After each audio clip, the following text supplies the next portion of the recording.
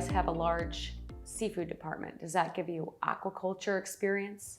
Well, it's a part of it. So at See the Table, when you go in, you'll notice if you look behind the seafood case, there's a couple big aquariums in there, and one of them has the tilapia swimming around, and one of them has shrimp, and those are both items that we grow. We don't grow it in a huge.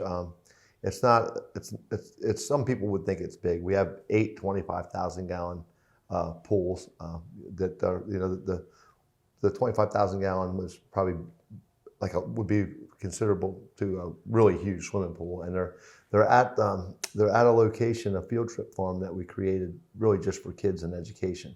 So at one point when I started on that, I thought, well, maybe if this does really well financially, we would do more of them. But it's not really that much money in it. It's just a feel good thing.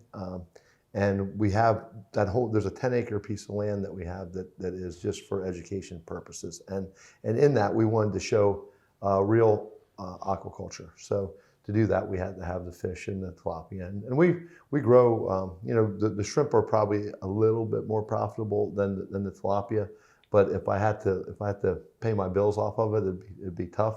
So, but it's fun to do. And, but that's just one little piece of our whole seafood department there. So we're really proud of the items that we have in there. We try to have all the fresh local fish that we can get.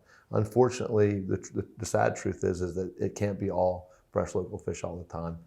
There's not near as much local fish from here on a regular basis as we would like to see. There's a lot of the things we bring in, even fresh fish that we'll fly fresh fish from that day in from Mexico and other places around the country at times when we can't get the local. Always getting the local when we can, but we have our own seafood distribution company, so we did that just so that we could control the product. It's a pretty amazing process. I mean, the fish that we'll order from different areas of the world will be flown right into Miami International, and our trucks pick it up right there at the airport. It cross docks right out of the planes into cold storage, right into our trucks in Miami. So it's really not that much of an age difference in the fish that we would get if we have to get it from another country, maybe a day, but it's not unusual for it to be at our store for a day either. So, the reason we got into the seafood distribution, because it's not my forte, and I didn't even particularly have a huge passion or desire to be in the seafood distribution business, but I did have the desire to try to give our customers the very freshest fish possible, and that was really the only way to ensure the ability to do it. So now we serve a good part of Southwest Florida as restaurants, of the high-end restaurants with fresh fish. But we're happy with what we're doing there. We're always looking for new contacts. I might even be buying a couple boats here, snapper and grouper boats to go out and again to control even our own local product. That might be something that's coming up in the next year. There's a gentleman that's thinking about retiring, because there's only X amount of licenses and boats there, so it's not something that you just easily jump into like you opening up a coffee shop or something. You have to find someone that basically has an existing operation and wait for them to sell it to you. So we might have someone that's looking to sell, and if we strike a deal, then we would have our own fishing boats. Not because I want to have fishing boats, but for the same reason. I want to control to make sure that I have the very freshest fish and the best quality product that you can get, and that's one way. And that's how, that's our whole See the Table philosophy, is to try to get it from the direct source and at every step of the way.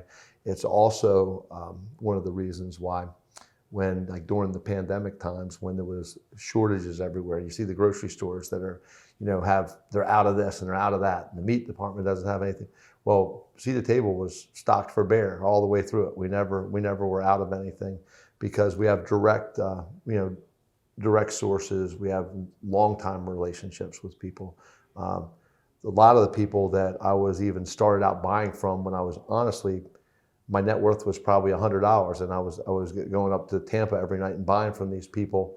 Now I've even fostered relationships where I'm partners with them in their farming operation, or that we now handle 100% of all the product that they grow. So, it's just been a lifetime of trying to put together direct sourcing, and during the tough times is when it really pays off, because we have not only the best and freshest product, but we have product, because you see a lot of other places that we're suffering through that. And you also have a large meat department. Yeah, so our meat department we use the Braveheart beef there, and when about a year before I opened Seed to Table, I was really struggling with the whole beef thing, because I don't have any cattle. I do have some milk cows. I have some milk cows and some goats that for the raw milk, but I didn't have any beef cow, and we still don't. And I'm not saying that we're not going to move in that direction, but it's another thing that's really harder to do in Florida. So Florida is known to have a lot of cattle, but the truth is the cattle that we raise in Florida are what's called yearlings. So that all the cattle that you see if you're driving up 27 or you're driving around the state, about 98% of all the cows that you see are ones that are only a year old. And as soon as they're a year old, they ship them out. They ship them to Texas, they ship them to Kansas, to different places. And the reason they ship them there is because an adult cow eats about 50 pounds of food a day. So with that much food that it eats, it's easier to ship the cow to the food than it is to ship the food to the cow, because you're shipping 50 pounds, every single day, 365 days a year to the cows. And that's a lot more shipping than it is just to put the cow where the food is. So a lot of people, may or may not know that. But and I met this gentleman that was kind of looked at the cattle business the way that I look at the vegetable business and everything else we do. Is he was an interesting guy. He grew up in Kansas in the cattle business, and then became a professor of cattle science. Now, normally I'm not a big fan of a lot of the universities and professors and things of that nature, but I'm not. Again, that's just more of a generality. He was a professor of cattle science, and really learned a lot of what would be like. What his take is how can I grow these cattle to be the most healthy cattle possible? And he recognized a lot of what was making the cows unhealthy, because there's a lot of sickness, believe it or not, in cattle, and even a lot of the even pigs and chickens and things like that that are raised in such tight confines, and they're raised to be grown very quickly, and there's a lot of unhealthy chickens and pigs and cows that we're eating right now that's in our diet. And he wanted to grow a cow that was going to be better quality by eating the right things. And actually, one of the most amazing things that the second day that I hung out with him the first day for about 8 hours, and we were talking about what he was feeding them, and even the way that they got slaughtered is different, where their adrenaline's not rushing. And he was actually, I'm not sure if you've ever heard of Temple Grandin, but there's a movie, oddly enough, that my father, this was only about 3.5 years ago when I met this gentleman, but my father had showed me a movie a couple years before he had passed away, about this woman named Temple Grandin, and she's an autistic woman that kind of changed a lot of the way that the cattle industry, and then actually moved on into other areas of livestock, but specifically cattle. And the way that before Temple Grandin came on the scene here, cattle used to be, they would run the cattle in and they would turn the cows on 90-degree angles to go into the packing houses. And a packing house that would unload, like the one that I was at one in Kansas 3 years ago, and they processed 6,000 cows a day. So think about that, 6,000. There's only about 28 to 30 on a semi-load. So you're talking about hundreds of loads of cows every day that are going through there. Mm-hmm.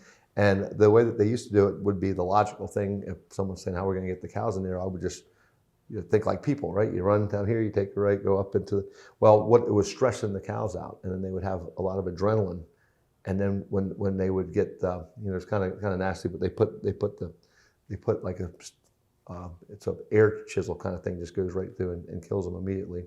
And but when the cow died, it had a lot of adrenaline, which actually made the meat taste bad, because when the cow died, it was full of this adrenaline. So Temple Grandin figured out a way that they would bring the cows in a circular fashion, and they wouldn't stress out. And they're and it's really crazy, because some people might think it's kind of gross, but when you go up there and you see the chisel going in, the cow's just sitting there wagging his tail like everything's all good up until the minute. And there's little things like that, and it almost, you go up to a place like that and it'll make you think about if you want to eat meat or not, right? Because it's an amazing process. I'm someone that's fascinated by process, but going up to see that operation was very eye-opening. And there's 3,000 SKUs. Like, a SKU is a commodity that comes out of every cow, over 3,000. So you wouldn't think that there's that many, but they use everything.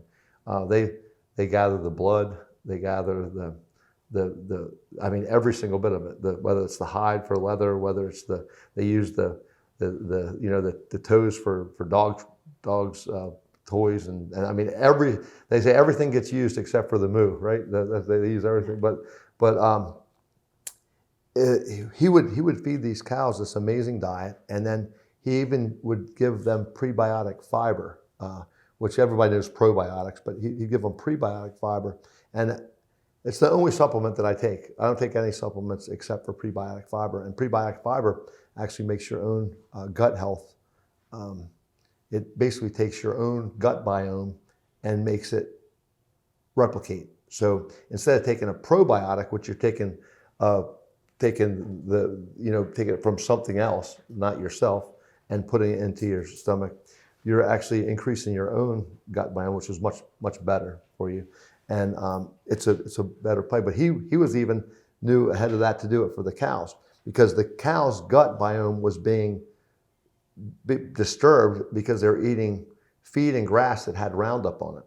So he started trying to get away from farms that had Roundup, but there's always residual. But and our own stomachs are affected by that too. If you're eating vegetables that were ever used with Roundup, certainly something that we would never use at one of our farms. But it kills your gut biome, just like it kills the grass. It kills your. It's amazing, really. And I always look at our gut biome with all the gut bacteria, the microbiotics that are in your gut, is exactly like the soil. It's the same. Even the same things that we fix our soil with. So if I come to a farm that I'm going to take over someone's farm from years ago that was doing the wrong thing, maybe they were putting Roundup on their farms, and I want to try to clean the soil, I'll put charcoal out there, and the charcoal will basically neutralize the effects of the damage that were done from the Roundup. Just like if you have in your own stomach, you can eat charcoal, and it will neutralize the effects of Roundup, because it's almost like the same living biome, very similar. And but this is a really long answer to that, but yeah. But he was able. So much though. Yeah, he was able to have these healthy cows, and I'm telling you, the flavor of the meat. If you eat the beef at Seed to Table, and maybe you won't after you hear the story of, but if you eat it, it tastes so much better, and it's just because they're healthy, they're happy, and the beef tastes the way it should be. And he's done an amazing job supplying us with product. We are the number one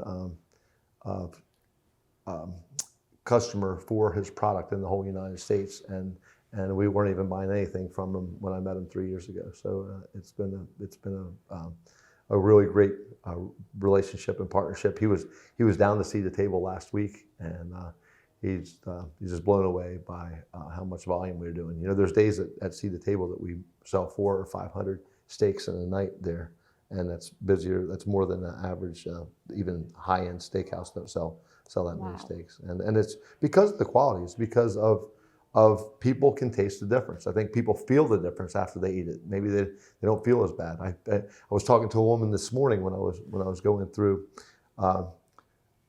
seed to table, and she was eating our McSproutin egg sandwich, and she says, and she doesn't even really know why. This woman was telling me, she says, I just like this. She says, after I get done eating it, I just feel, I don't feel weighed down, or I don't feel like it's you know, coming up, you know, repeating on me or anything. He says, what do you do to this? I'm like, it's not what we do to it, it's what we don't do to it. Like, you're eating organic eggs, and you're eating the muffin was made with you know, whole grain flour, heirloom flour that's organic, and it doesn't have any of the garbage in it that's tearing your stomach up. So she could just notice the difference, but didn't even really know why.